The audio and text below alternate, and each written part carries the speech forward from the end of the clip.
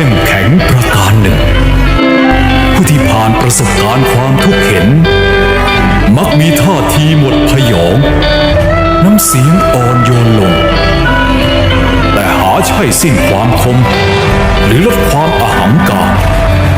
คนที่มีเรื่องราวมักไม่ยินดีเล่าเรื่องเงียบคือทำนองหลักของเขา